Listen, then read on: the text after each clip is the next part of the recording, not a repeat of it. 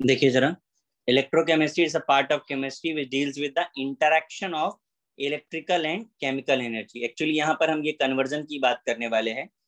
Chemical energy turns to electrical energy and electrical energy turns to chemical energy. इस conversion के लिए एक device use होती है, दैट इज कॉल्ड सेल। तो जो सेल केमिकल एनर्जी को इलेक्ट्रिकल एनर्जी में कन्वर्ट करता है, that is called electrochemical cell. And the cell which convert electrical energy into chemical energy is called electrolytic cell.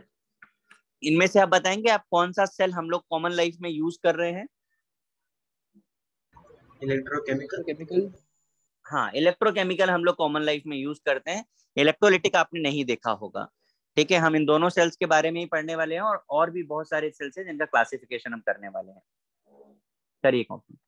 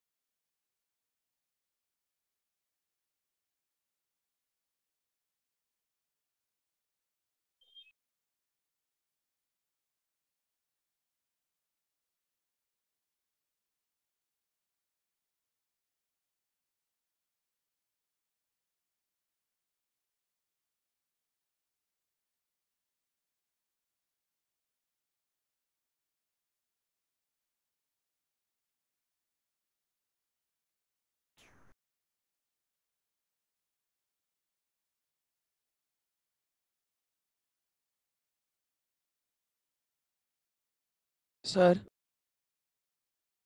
बोलिए। Sir 1 second ऊपर करोगे? एक ही सेकंड रुक जाओ, हम भी ये टेबल बना लें तो फिर कर देता हूँ।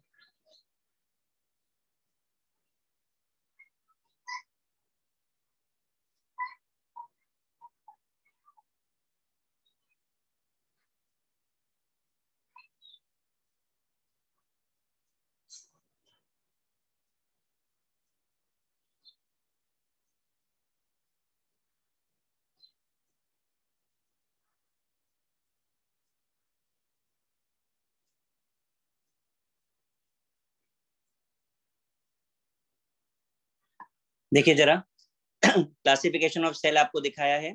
पहला है आपका इलेक्ट्रोलिटिक सेल, दूसरा इलेक्ट्रोकेमिकल सेल। इलेक्ट्रोकेमिकल सेल को फर्दर क्लासिफाई किया गया है chemical cell and concentration cell. Concentration के दो पार्ट्स हैं, एक इलेक्ट्रोड का कॉन्सेंट्रेशन है और दूसरा इलेक्ट्रोलाइट का कॉन्सेंट्रेशन है। ठीक है, अभी हम जो पहला पार्ट करने वाले हैं वो है आपका इलेक्ट्रोलिटिक सेल का। यहाँ से हम लोगों का चैप्टर स्टार्ट होगा, but before that some introductory part is remaining, जो अभी हम करेंगे। मैं ऊपर कर रहा हूँ, कॉपी कर लीजिए किसका रह गया है, करिए कॉपी।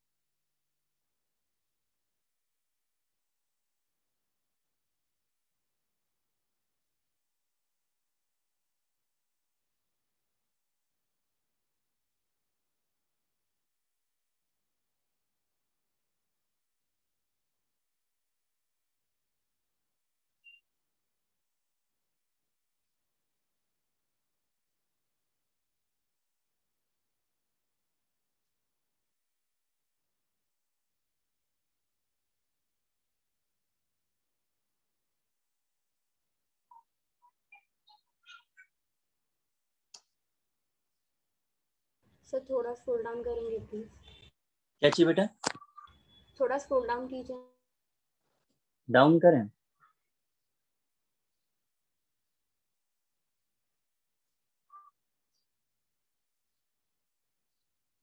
Thank you.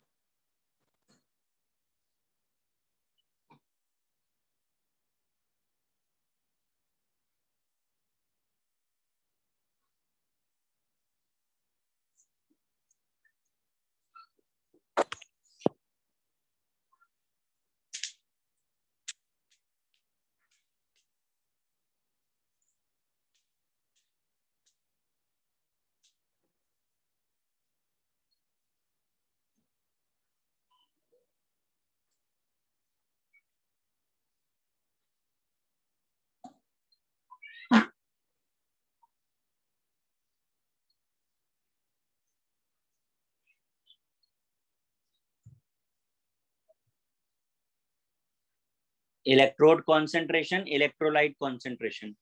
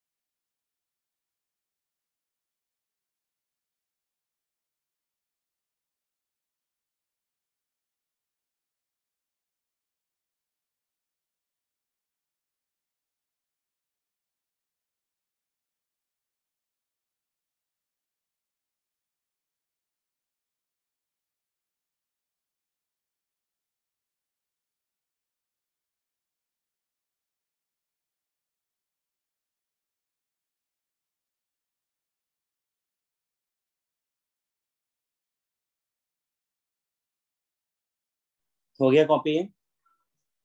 हाँ सर। हाँ सर। Yes sir. हाँ सर। ठीक है, अब आते हैं इससे रिलेटेड और जो टर्म यूज होते हैं यहाँ पे। तो पहला है आपका कंडक्टर।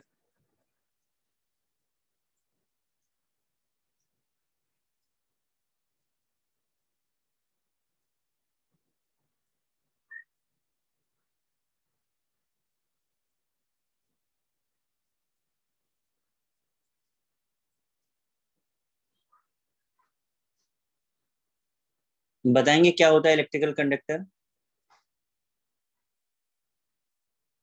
क्यों भाई?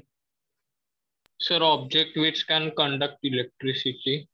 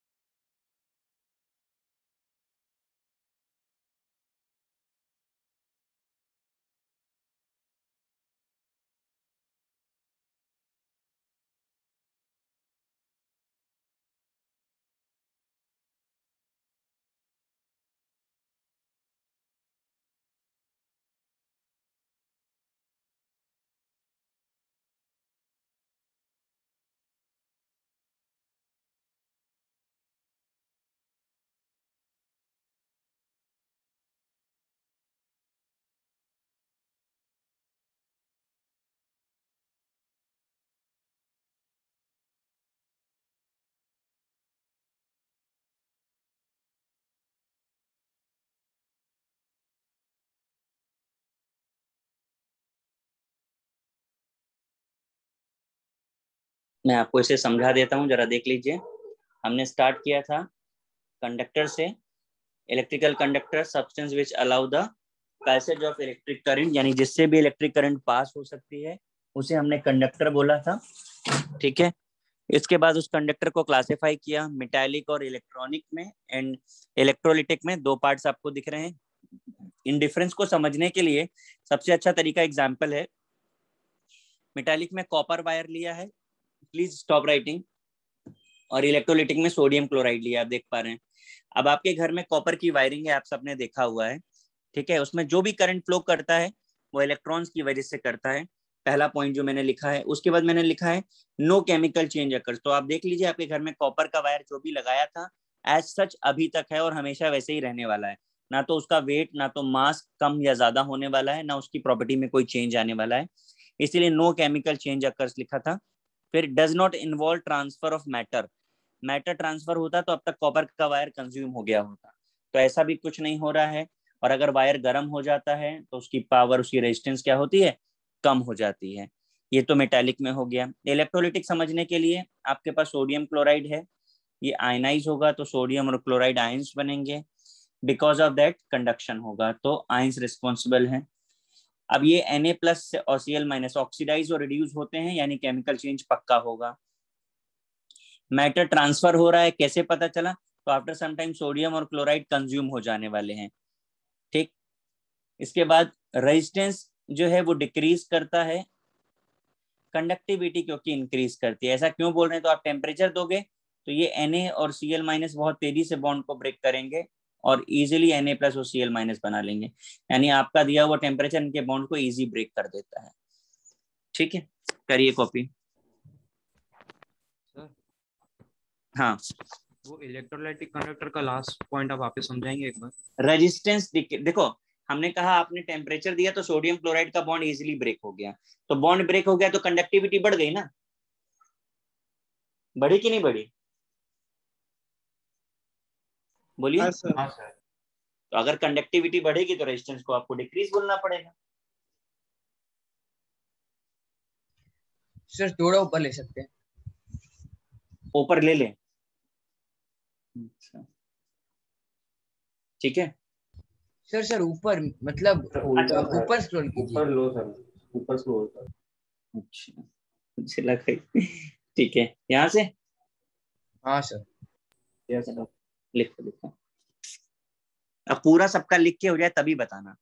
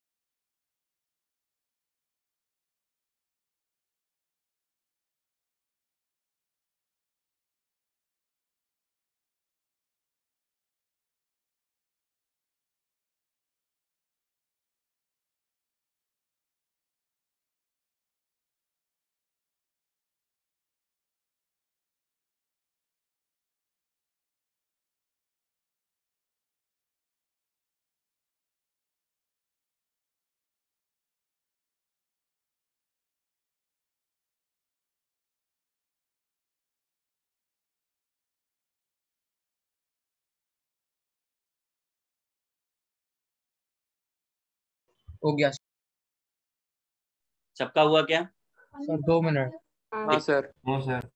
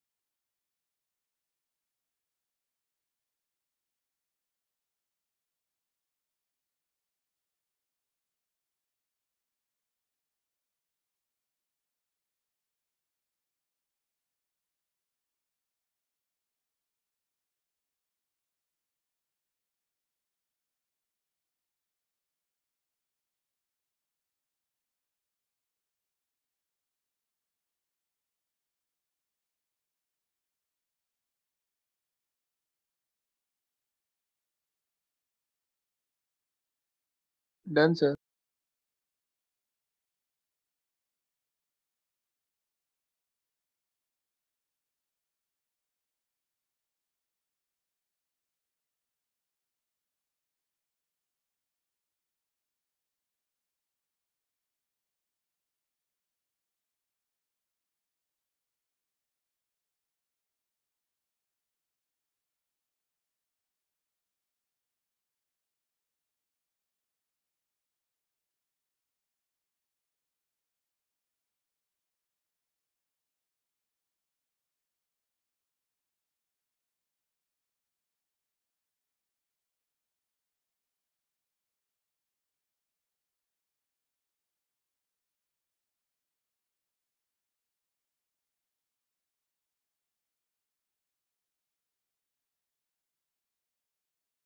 सबका हो गया ना?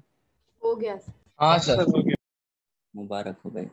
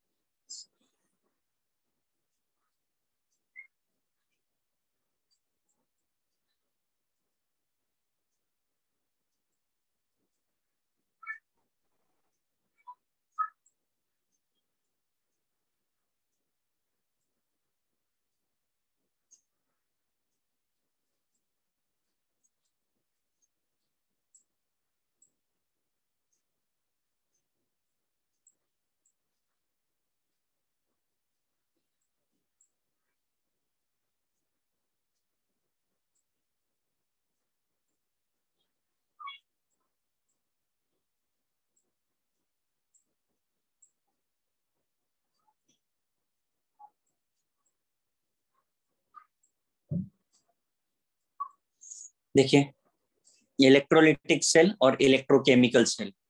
इलेक्ट्रोलिटिक लिखा हुआ इसके नाम को अगर आप ध्यान से देखें तो लिसिस का मतलब ब्रेक डाउन होता है, ठीक है। यहाँ पे इलेक्ट्रोलाइट को ब्रेक करते हैं, इसलिए इलेक्ट्रिकल एनर्जी केमिकल एनर्जी में कन्वर्ट होती है। In this process electrical energy turns to chemical energy, जबकि यहाँ पे इलेक्ट्रोकेमिकल है, केमिकल एनर्जी से इलेक्ट्रिकल एनर्जी का फॉर्मेशन है। यहाँ पे दोनों इलेक्ट्रोड्स पे आयंस डिस्चार्ज होते हैं, वो अभी हम आपको करके दिखाएंगे। यहाँ पर सिंगल इलेक्ट्रोड्स पर होता है। इसके केस में एनोड पॉजिटिव और कैथोड नेगेटिव होता है, ये बड़ा पॉपुलर क्वेश्चन है, जबकि यहाँ रिवर्स होता है। इसके केस में बोथ इलेक्ट्रोड्स कैन बी, ये बात याद रखिएगा, कैन बी है placed in a single chamber. जरूरी नहीं है कि आप उसे एक में रखें, पर एक में भी रख के चलता है, बट यहाँ पर कंपलसरी है कि हम उन्हें सेपरेट रखें, ठीक है।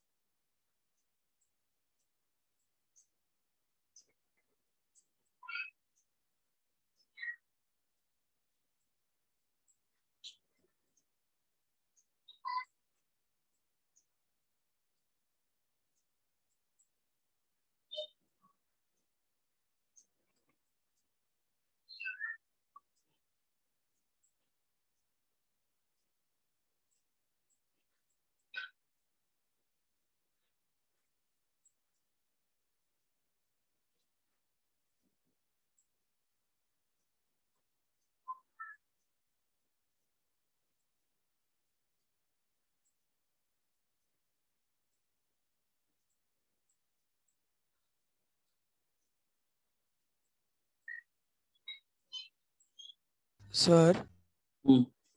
सर थर्ड पॉइंट में आपने क्या बोला था? थर्ड पॉइंट में क्या बोला था मतलब? नहीं सर, मतलब वो आपने स्टार मार्क किया, वो मतलब क्या बोला था आपने, एक बार बोलोगे? नेगेटिव, ये क्वेश्चन कई बार पूछा गया है।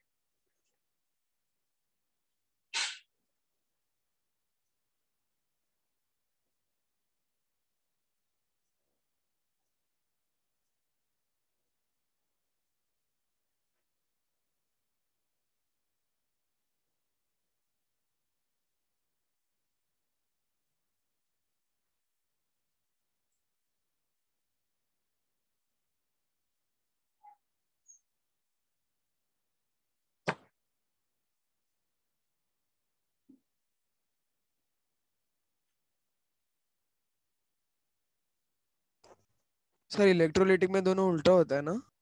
हाँ, ये डिफरेंस हो गया कॉपी? सर एक मिनट। हाँ सर। कर रहा है कोई? हाँ सर एक मिनट, लास्ट पॉइंट। कर लीजिए, कर लीजिए।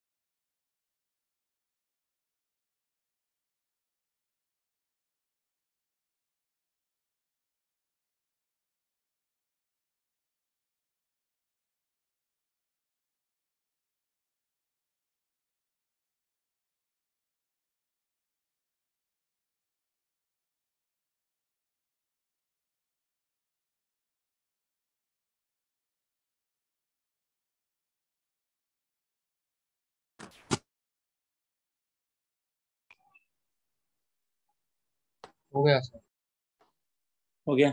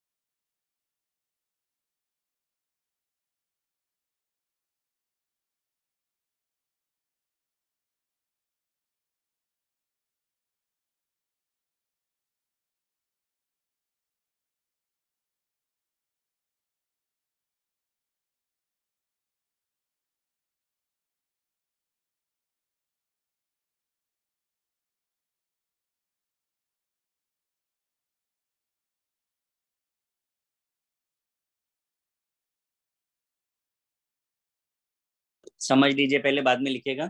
इलेक्ट्रोलाइसिस क्या होता है, तो वो प्रोसेस है जहां पर इलेक्ट्रोलाइट को हम ब्रेक करते हैं, ठीक है।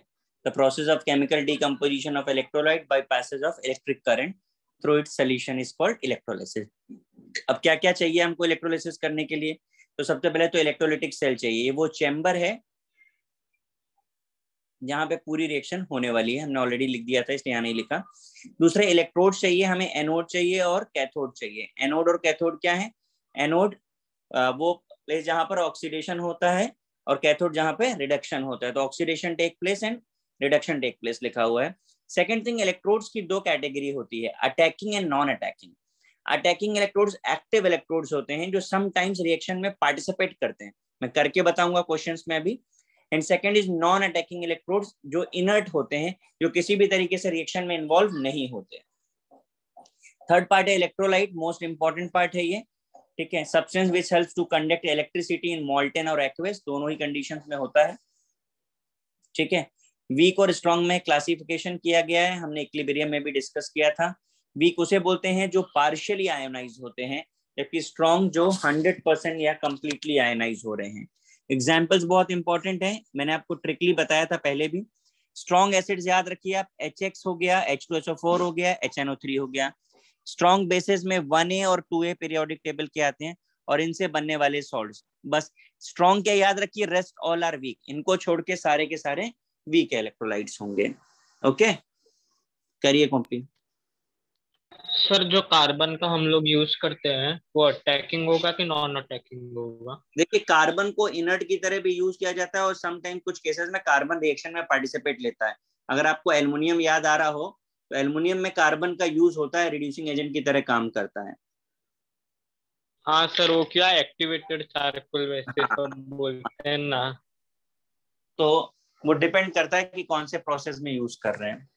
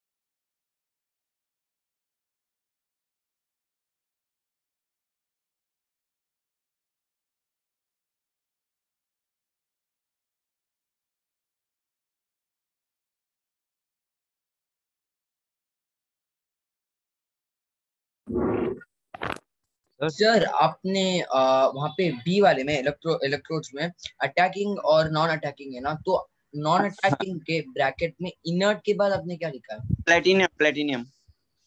Okay sir. सर एनोड और कैथोड में से अटैकिंग कौन सा? क्या बोल रहे हो? एनोड एंड कैथोड में से अटैकिंग कौन सा वो होगा? डिपेंड करेगा। जनरली कैथोड बनाते हैं, वो प्रोसेस करेंगे तो समझ में आएगा आपको।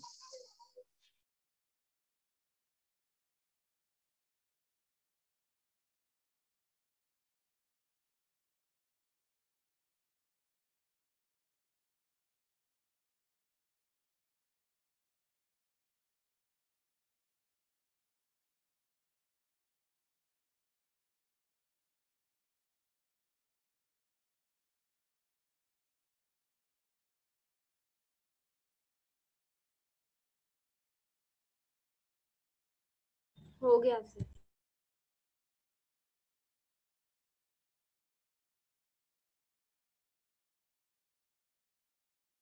ये जो भी चीजें हैं वो सब अभी आपको प्रोसेस करके समझ में आएगा, मैं करूंगा तो आपको क्लियर हो जाएगा।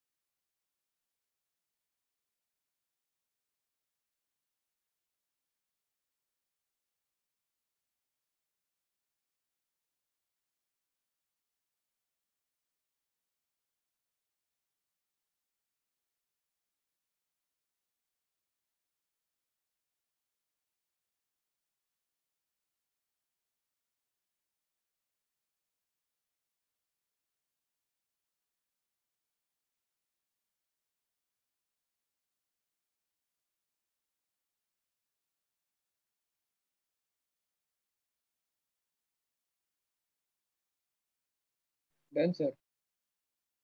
हो गया सबका? हाँ सर। ठीक है, अब आते हैं इन सब के एप्लीकेशंस पे जो भी हमने अभी पढ़ा है, इन पे क्या क्वेश्चंस और कैसे बनने वाले हैं वो देखते हैं।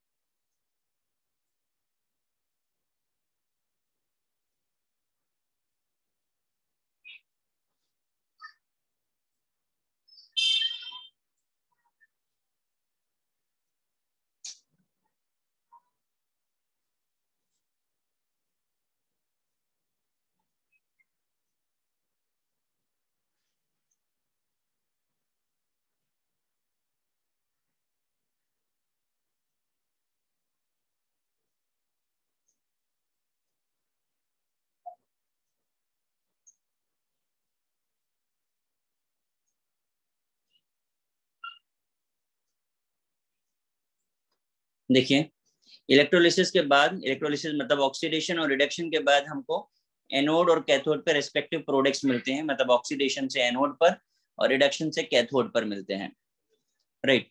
अब जो प्रोडक्ट हमें मिलने वाले हैं वो डिफरेंट फैक्टर्स पर डिपेंड करते हैं कि हमको एनोड पे क्या मिलेगा और कैथोड पे क्या मिलेगा। तो हमारा पहला फैक्टर है नेचर ऑफ इलेक्ट्रोलाइट, हमने मॉल्टन लिया है कि एक्वेस लिया है, इस बात पे डिपेंड करेगा। नंबर 2, इलेक्ट्रोड्स पर डिपेंड करेगा कि वो अटैकिंग है या नॉन अटैकिंग है, ये सारी चीजें अभी हम करके देखेंगे। कॉन्सेंट्रेशन पे डिपेंड करेगा कि आपने वाटर का क्वांटिटी कम रखा है या ज्यादा रखा है, और चार्ज डेंसिटी पर डिपेंड करेगा कि कितना अमाउंट ऑफ चार्ज उसमें आप पास कर रहे हो। ठीक है, करिए।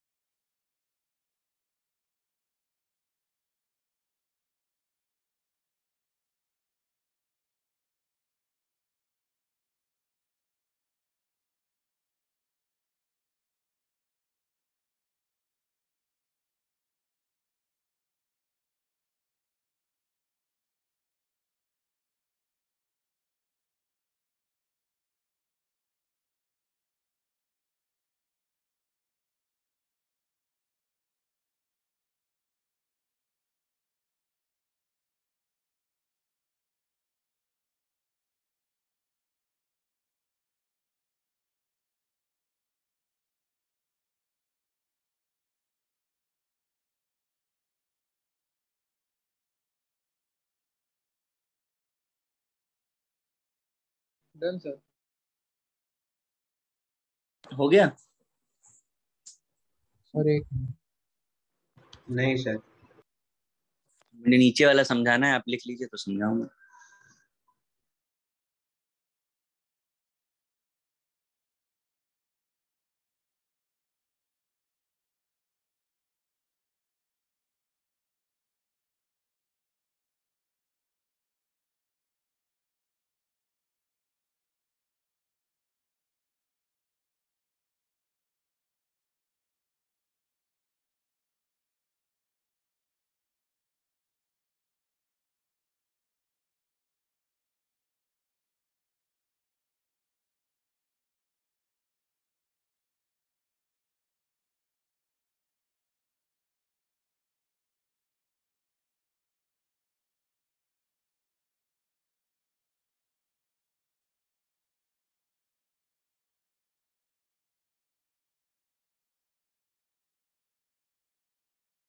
सर वो लास्ट में डिपोजिशन होगा। हाँ, डिपोजिशन।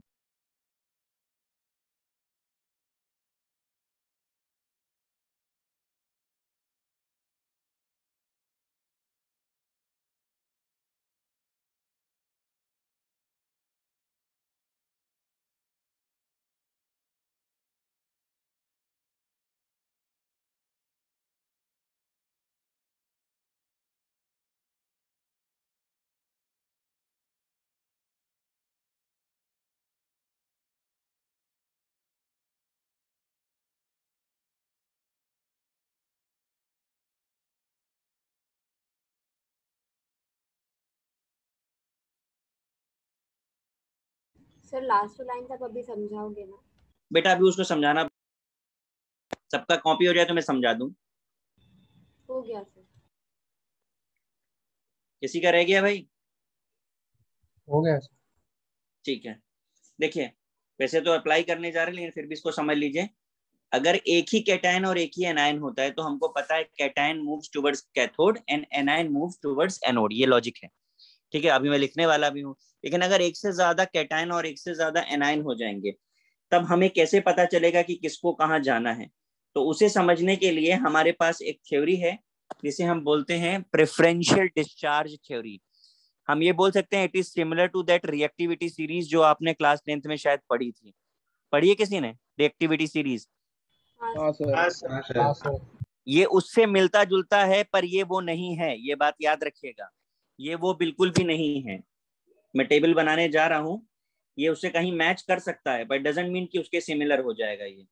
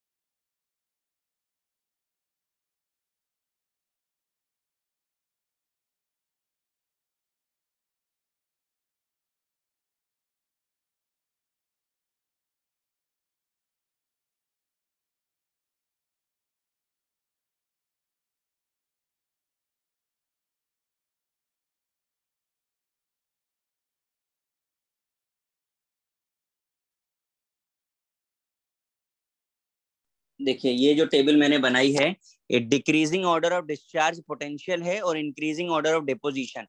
इन शॉर्ट ये कह सकते हैं कि अगर डिपोजिशन हमें कंपेयर करना है तो 3 एग्जांपल सपोज कर लीजिए, कॉपर ले लिया हमने, मर्क्यूरी ले लिया और सिल्वर ले लिया। तो इसमें टेंडेंसी किसकी होगी जाने की, बोलिए? सिल्वर। सिल्वर की। तो इस तरीके से हम इसको अप्लाई करेंगे। अभी तक हमने जितना भी पढ़ा था, ठीक है, जो भी अभी तक हमने पढ़ा वो सब थ्योरेटिकल अप्रोच था। अब जो हम करने जा रहे हैं उस पर क्वेश्चंस, ठीक है, वही इंपॉर्टेंट है और वही चाहिए। और उसे करने के लिए वो इंट्रोडक्टरी पार्ट था, ये टेबल इंपॉर्टेंट है। इस टेबल को हाईलाइट करके बनाइए क्योंकि इसके बिना आप कुछ कर नहीं पाएंगे।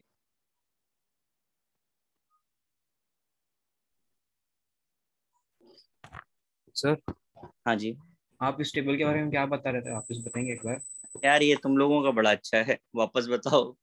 मैं ये कह रहा हूँ इस टेबल को सबसे ज्यादा यूज करना है इस चैप्टर में, इसे हाईलाइट करके बनाइए क्योंकि हर क्वेश्चन का आंसर देने के लिए हमें इसकी जरूरत पड़ने वाली है। ठीक है, अभी आप प्लीज इसे कॉपी करिए ताकि मैं इसका एप्लीकेशन बता पाऊँ। पेज मुझे चेंज करना है, फटाफट कॉपी करो हाईलाइट करके।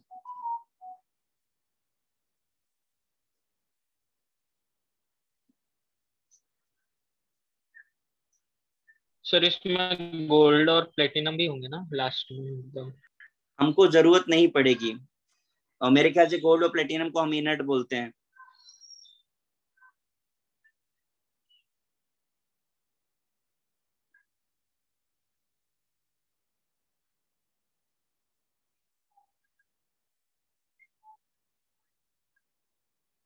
सर वो कटायंस में आयरन भी आएगा ना?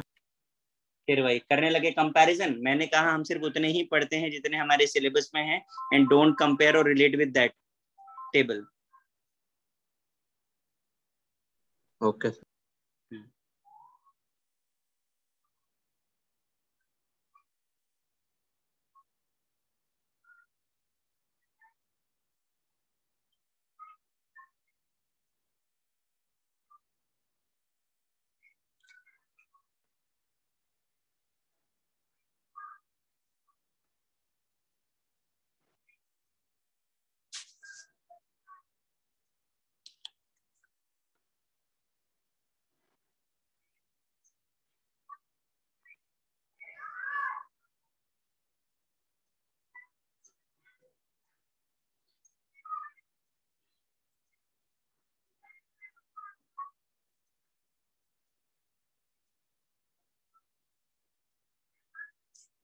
कॉपी हो गया है, मैं क्वेश्चंस पर आ जाऊं। हाँ सर।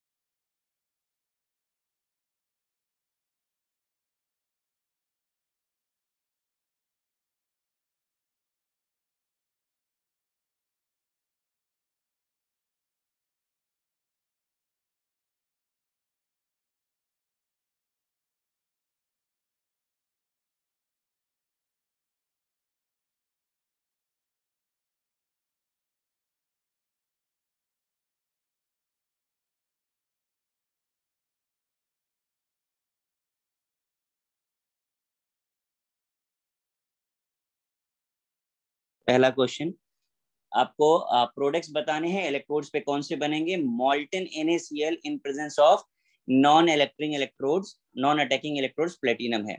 अब मॉल्टन का मीनिंग क्या होता है, बोलिए? मेल्टेड। मेल्टेड, मतलब हमारे पास इन शॉर्ट सिर्फ सोडियम है और क्लोराइड है, इसके अलावा कुछ नहीं है। ठीक है, जब हम इसे आयनाइज करते हैं, इलेक्ट्रोलाइज करते हैं, तो it gives 2 ions, Na+ and Cl-।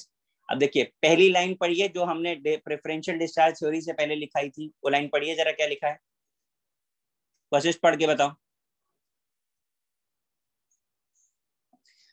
Vashishtha पढ़ो। हाँ मतलब सर वो फैक्टर्स पढ़ने हैं।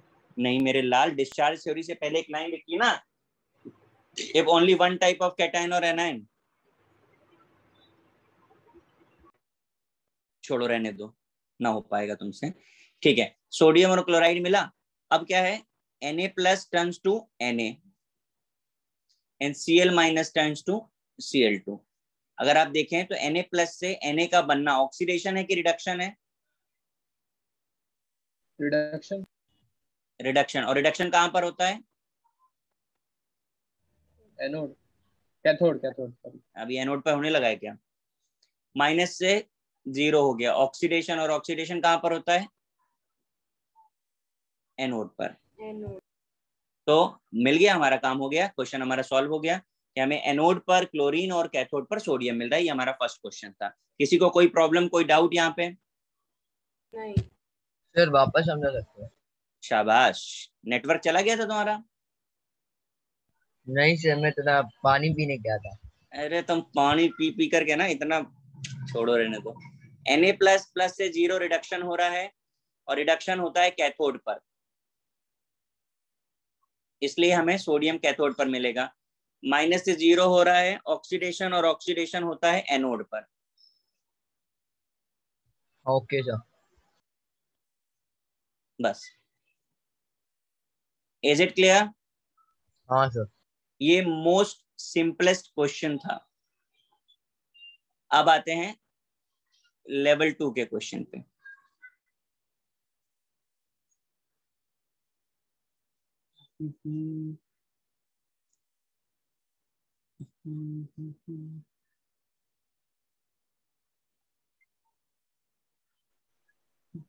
सर वो ऑक्सीडेशन नहीं होगा कैथोड पे?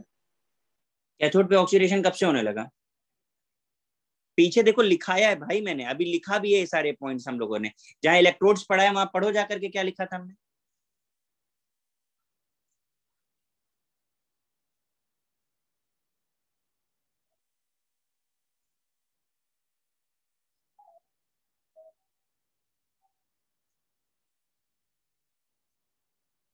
अब एक काम करते हैं, अभी टेस्टिंग ही कर लेते हैं कितना समझ में आया है।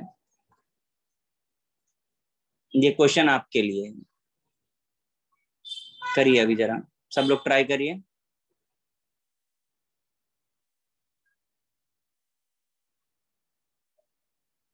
कॉपी करिए, और ए मैंने किया, बी आप करके दिखाइए।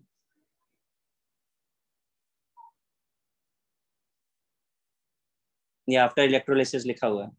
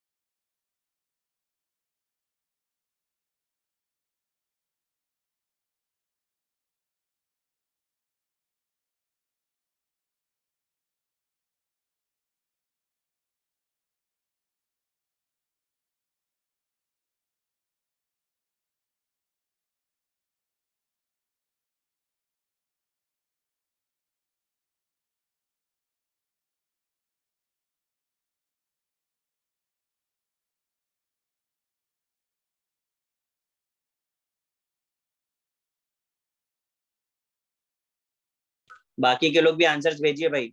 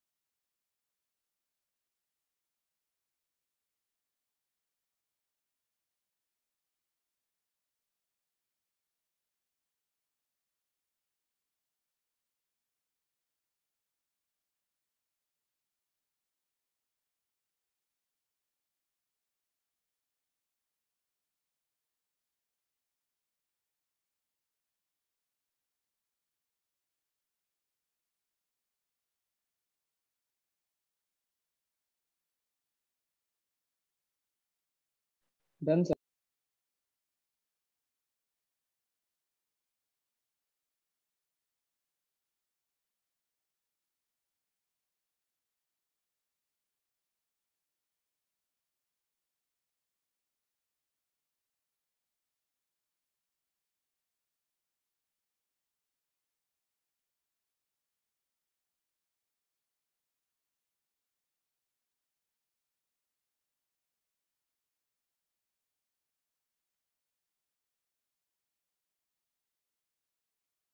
हो गया सर। सबने आंसर्स तक तो भेजे नहीं। मैंने भेज दिया सर। मैंने भी भेजे सर। हाँ सर।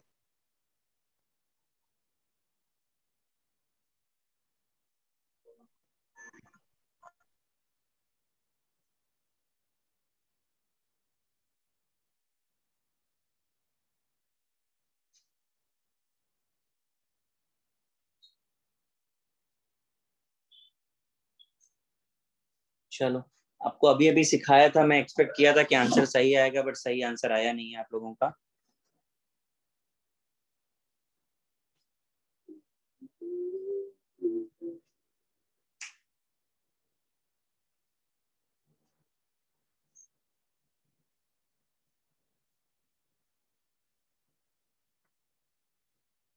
देखिए, आपको एक्वेस बोला था, इसका मतलब ये था कि वहां पे सिर्फ NaCl नहीं है, वाटर भी होगा ना। वाटर। तो अगर वाटर भी है तो फिर भाई उसके भी तो आयंस होंगे। हाँ सर वो ब्राइन की हाँ तरह सर वो भी। हाँ सर। हाँ हाँ बोल रहे हो, फिर गलत आंसर क्यों भेजे? देखिए, हमारे पास इतने आयंस हैं, ठीक। अब एक एक करके हम चेक करना शुरू करते हैं। पहले हम आते हैं कैटायंस पे। सोडियम और H+, इनमें से कौन सा कैटायन माइग्रेट करेगा या मूव करेगा कैथोड पर? Na+। कौन सा? Na+। जरा टेबल चेक करके बताएं, सीक्वेंस उसमें लिखा हुआ है। देखो टेबल में Na+ है कि H+ है, कौन सा है राइट साइड में? अच्छा सॉरी H+ है सॉरी। H+ मूव कर, देख लिया। सबका आंसर इसीलिए गलत हुआ है। तो कैथोड का प्रोडक्ट हो गया तो हाइड्रोजन। क्या बोल रहे बेटा? H2 और O2 आना चाहिए। हाँ, अब करके देख लेते हैं आगे। अब Cl माइनस और OH माइनस किसकी टेंडेंसी है? Cl minus. Cl माइनस की टेंडेंसी है, तो ये Cl2 मिलेगा हमको एनोड पर। तो हमारे एनोड और कैथोड के प्रोडक्ट तो ये आ गए। अब बचा क्या? Na प्लस और OH माइनस, तो NaOH हो जाएगा।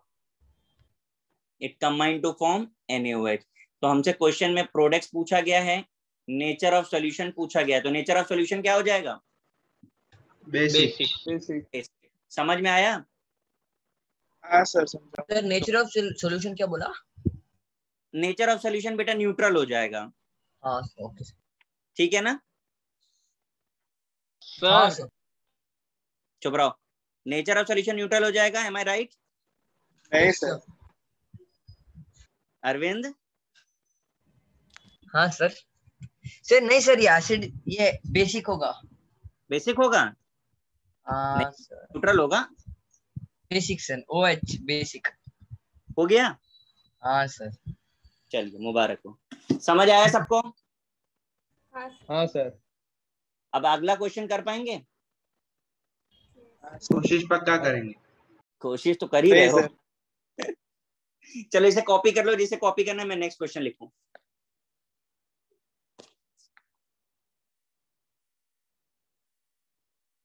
कॉपी कर रहा है क्या कोई? हो गया सर। हो गया सर हो गया एक सर। सर हो गया। देखो सर, 1 एक मिनट मिनट। हमेशा रहते हैं हमारे पास। 1 मिनट जो बोलने के लिए एकदम परफेक्टली याद कर लिया उन्होंने, हर बात पे 1 मिनट बोलना है। जब सिखाओ तब पानी पीने चले जाते हैं।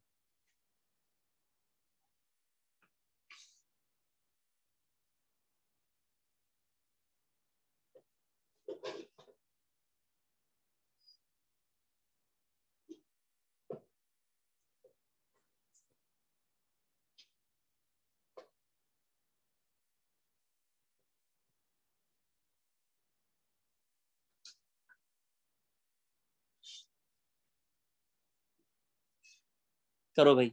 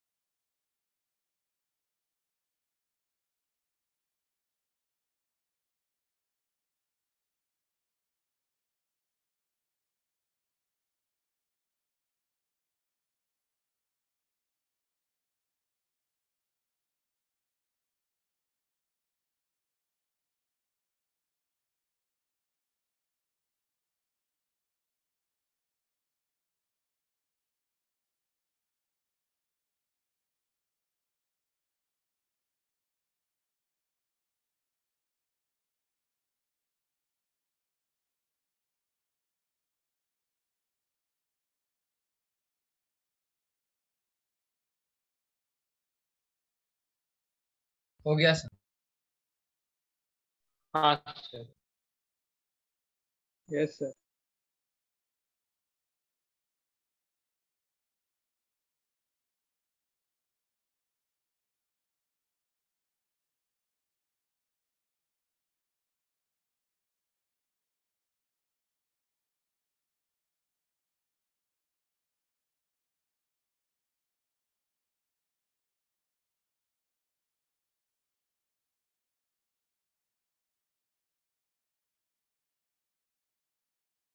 कितने लोगों ने गलत आंसर भेजा है? जिनके 3 लोगों का आंसर आया है। और सर भेजने में आलस आ रही। हद हो गई यार। ये देखो भाई, कौन है ये टैलेंटेड बच्चा हमारा? अरविंदम, यस सर। मार खाना तुमको। क्यों अरविंद? हाँ सर। भाग। कुछ भी बना, ओई ला HNO3 भी बनाया बच्चों ने, very good very good very good, बहुत सही बना रहे सब, बहुत सही बना रहे। और कोई कुछ इनोवेटिव, कोई क्रिएटिविटी किसी के अंदर रह गई हो?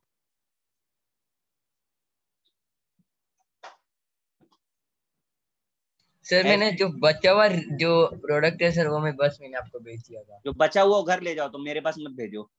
हाँ ओके सर, मैं समझ गया सर, एक बार भेजता हूँ। बचा हुआ प्रोडक्ट बेच रहे हैं। Ag प्लस NO3 माइनस, ये है, साथ में आपके पास जल है H plus and OH minus. ठीक है, चलो अब बताना शुरू करो। Ag प्लस और H प्लस में किसकी टेंडेंसी ज्यादा है?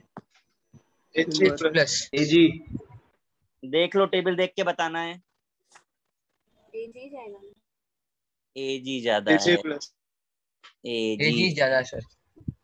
यस Ag ज्यादा है, तो कैथोड पर तो हमको मिल गया सिल्वर। अब जरा देखो आप लोगों ने किसने किसने सिल्वर के अलावा क्या क्या बनाया था। हाँ सर मैंने उल्टा ले लिया था सर। तुम कोई काम सीधा करोगे? करना चाहिए सर। नाइट्रेट और OH आयन में से किसका टेंडेंसी है? OH। OH का। OH का? हाँ सर। अब जब हाँ। OH लेते हैं तो प्रोडक्ट में क्या बनता है? पानी। वाटर। HNO3। O2। अच्छा, कैसे बनता है वो मैं बना के दिखा देता हूँ। यहाँ पे मैं लिख देता हूँ रिएक्शन। जब भी हम OH आयन बचता है ना, तो उसके 4 आयंस कंबाइन करते हैं, 2 मोल जल बनाते हैं, साथ में O2 बना देते हैं। ये है कंप्लीट रिएक्शन। तो whenever OH is involved ना, always gives O2 and at anode। तो ये हमें जो मिल रहा है। Now what is remaining? बोलो क्या बचा? HNO3। HNO3 बचा, और HNO3 की वजह से सोल्यूशन को कैसा बना दें? एसिडिक। एसिडिक। समझा? हाँ सर। हाँ सर। हाँ थोड़ा सर। रिकॉल करो, जब मैंने आपको आयनिक इक्विलिब्रियम पढ़ाया था, तब आपको बताया था जब हाइड्रोलिसिस आया था, salt hydrolysis, salt of strong acid weak base, weak acid strong base, याद आ रहा है? हाँ सर। हाँ सर। हाँ सर। AgNO3 कैसा सॉल्ट है? Weak base strong acid. तो इसका नेचर कैसा होना चाहिए? एसिडिक। तो देखो वहां से भी पता चल रहा है हमको, हमारा आंसर कंफर्म हो रहा है। समझा? हाँ सर। हाँ सर। हाँ सर। ऐसे हमें अभी तक हमने जितने केसेस किए वो नॉन अटैकिंग के हैं, ऐसे हमें कम से कम 10 केस और करने हैं, जो अब हम लोग नेक्स्ट लेक्चर पे करेंगे, इसके आगे का पार्ट। अच्छा एक और चीज, आप लोगों को इसका मॉड्यूल मिला है कि नहीं? हाँ सर है शायद। हाँ सर। तो उसमें से इलेक्ट्रोलिसिस वाला पार्ट आपको देखना, इस टाइप के क्वेश्चंस में मिलेंगे आपको, क्योंकि ये ज्यादा पूछे जाते हैं। कैलकुलेशन तो बाद में आएगा, तो इनको आप ट्राई करें, जो भी क्वेश्चंस आप कर पाए, 2 4 5 6। Okay sir. ठीक है सर। ठीक है, okay sir, thank you sir, bye. Bye sir, thank bye sir, thank you. Bye sir, thank you sir. Bye bye bye bye.